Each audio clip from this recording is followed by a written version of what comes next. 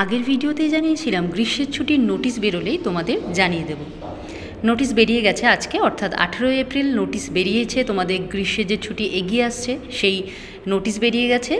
গতকালই বলেছিলাম যে আগামী 22 এপ্রিল সোমবার থেকে তোমাদের স্কুলগুলো বন্ধ হয়ে যাচ্ছে, অর্থাৎ গ্রীষ্মের ছুটি শুরু হয়ে যাচ্ছে আগামী 22 এপ্রিল থেকে। আগে বলা হয়েছিল 6 মে থেকে 2রা জুন পর্যন্ত ছুটি থাকবে, কিন্তু সেই 6 মে থেকে আরও এগিয়ে নিয়ে 22 এপ্রিল অর্থাৎ আগামী সোমবার আর 2-3 দিন পর থেকেই তোমাদের গ্রীষ্মের ছুটি পড়ে যাচ্ছে। এখন প্রশ্ন হলো স্কুল তাহলে খুলবে কবে? আগের নোটিশ অনুযায়ী 2রা জুন রবিবার, মানে এপ্রিল 22 এপ্রিল ছুটি পড়ছে, মাঝখানে মে মাসে ছুটি থাকবে, এবং 2রা জুন রবিবার পর্যন্ত তোমাদের ছুটি থাকবে, গ্রীষ্মের ছুটি চলবে। 3রা জুন সোমবার থেকে তোমাদের স্কুল খুলবে, এই নোটিশই কিন্তু দেওয়া রয়েছে।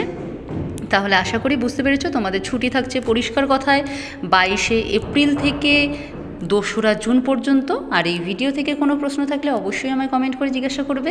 আজকের জন্য এখানেই শেষ করছি, খুব তাড়াতাড়ি তোমাদের প্রয়োজনীয় আরও অনেক ভিডিও নিয়ে আসতে চলেছি।